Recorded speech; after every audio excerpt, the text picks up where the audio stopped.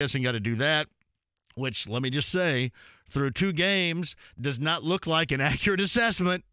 But I'm not so much going to worry about last night. And I said this yesterday. What worries me moving forward is what you saw in Memphis. Now, granted, Memphis had a 25-point lead on Denver last night, gagged it up.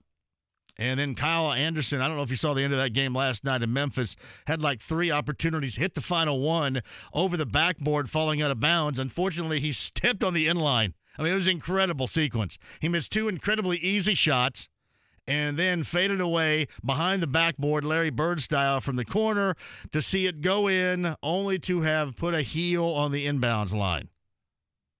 That was it. So Memphis blew a 25-point lead against Denver, and you can say, well, maybe they're playing better or whatever. But the concern was the start that you had in Denver. Or check that, the start that you had in Memphis. That is the concern. Anybody out there believe this is the type of team that we're going to see moving forward now? I still say this, and even though we don't like to be patient on anything, and believe me, I'm right there. I am driving the bus on not being very patient about things. I agree. But I know we don't like to be patient. It seems like with this, you're going to have to give it a little bit of time. But I will tell you, you're going out on the road here, and you're playing teams that you should beat. You're playing teams just like Memphis that you should beat. Now, it's still early, and you're still without your guy.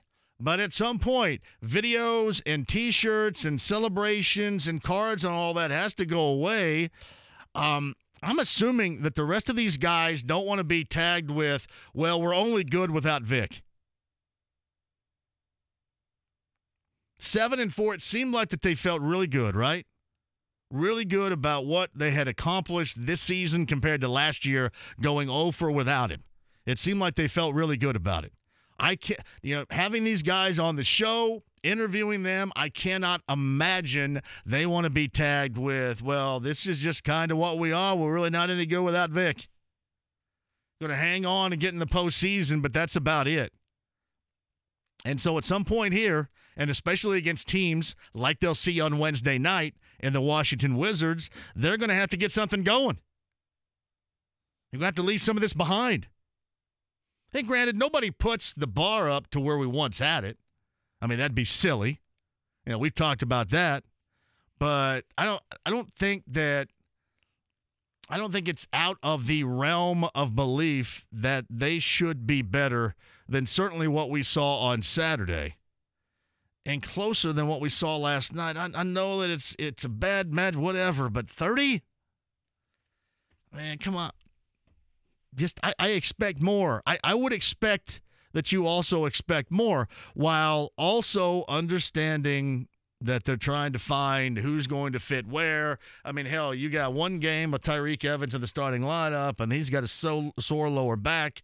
We were talking to Jay Michael yesterday at the Star about that, and, I mean, he was more than just outwardly wondering if that is going to be an issue moving forward here for him. And that's what you don't need. And I would agree, you don't need any panic right now because it's still stinking January. I would agree that the expectations have been dialed down a great deal. But at the same time, beating teams that you should beat, I think that should be where the bar is right now. So you're kind of getting into that territory.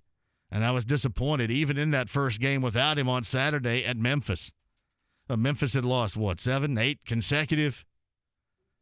I know they just put 2 guys on the market that had been their franchise forever, in Gasol and in Conley. And Gasol basically spent his entire existence since he was a teenager in Memphis coming over for Spain with his brother Pau Gasol. But just kind of seems like that was a game where I'd be easier to take.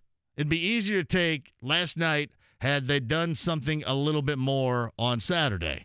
And you can squash this tomorrow night. I mean, this is going to be an either-or situation. They go in tomorrow night, they get the job done. They beat a Washington team that they should. Then we'll dial it down a little bit. But they lose, then all of a sudden you get kind of the pressure and the angst a little bit more about, all right, is this really us without Vic?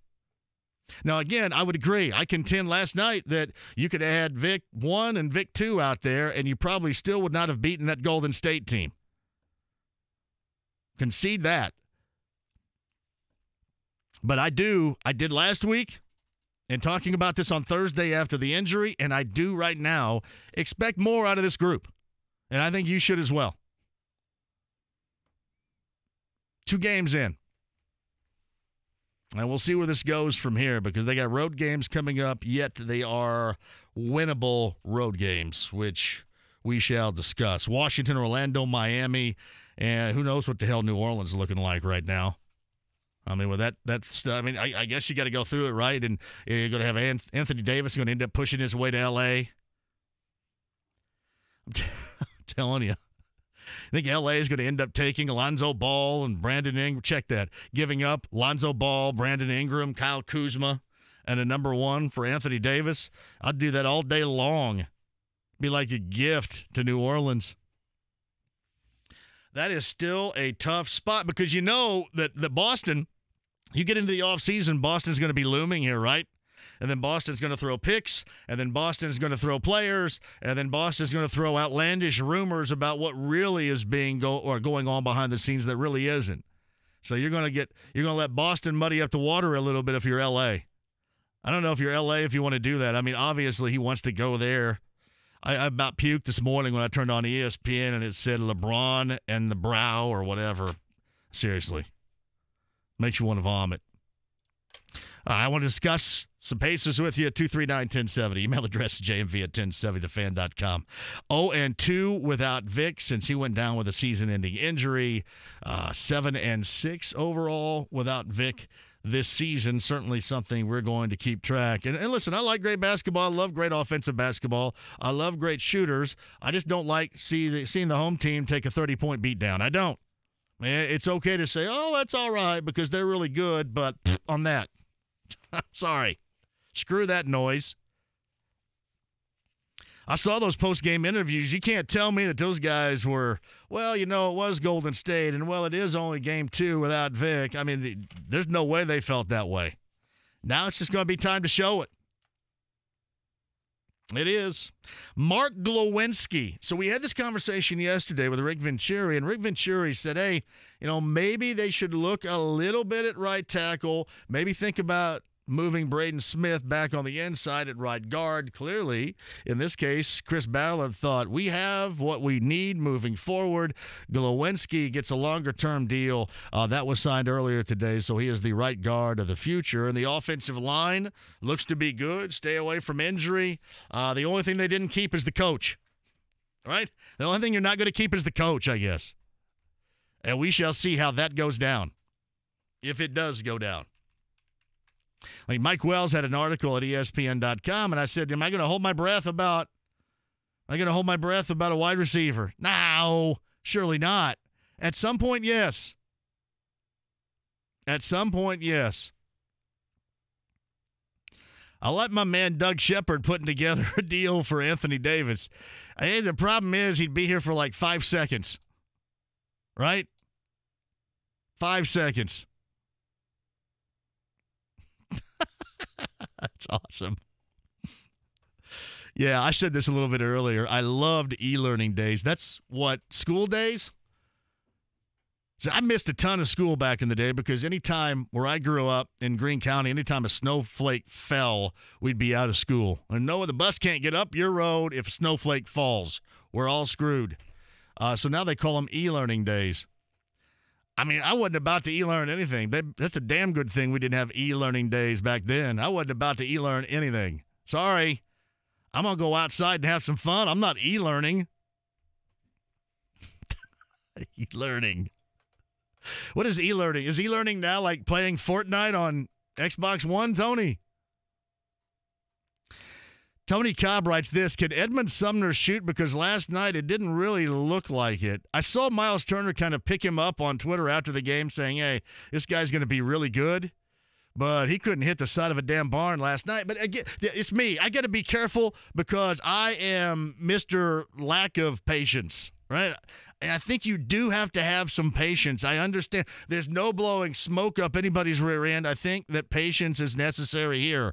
But it did not look like last night he could shoot a lick. A lick. And the problem with patience is you may want to make a different decision prior to the trade deadline than you do right now. I wouldn't guess that this little road trip that they're going to embark on right now is going to have much of a say exactly what they do prior to the trade deadline, but I can't completely dismiss it. I mean, I know Kevin Pritchett last week after the injury, somebody said, hey, it's time to tank, and he said, tank, never. But you do, as an end result, have to do what's best for the team, and that would stink. I mean, hell, you tank and you still probably end up making the postseason, right? But it kind of makes you wonder if this thing doesn't go well prior to the trade deadline, if maybe some things that they thought last week might change. Again, that is why you do have to utilize a little bit of patience, because there's nothing figured out. And in fact, they're trying to figure a lot of things out last night. You saw Sumner in the starting lineup. You saw Aaron Holiday hoping to get something here or there. And let's just face it, you're going to have a lot more. And Sabonis is going to have to give you something. Sabonis didn't do much of anything last night. Sabonis looked tired of you last night? Or was it just boogie? Was it boogie time or tired of you last night for Sabonis? Because I argue with people all stinking a year to this point about, maybe you don't want to wear the dude out. Maybe it's a good deal that you have both Miles and Sabonis, but it seems like Sabonis the past couple has not looked Sabonis-like. They were all just flat. They were all just flat the last two games. And I think it had flat? You can't be flat. How are you? I mean, everybody is. The spotlight is on you not to be flat. But you're right. I mean, in Memphis, they got off to a bad start. They got off to another bad start last night. I want people to be able to believe, right? And the only way you're going to believe that this team is capable of still winning games, still being something, still not completely crapping on this season, is for this team not to look flat beginning in Memphis. Now, listen. You're going to lose the Warriors, but 30 points. I mean, a little bit more than that, maybe. I mean, it was like a pickup game last night. That could not have been fun if you're the Pacers. There's nothing fun about that. Might have been fun for, all the Golden State fans in the crowd, but hell, that couldn't have been fun for anybody else. I have not seen this. Is this Tony, look this up. Did James Ingram just pass away?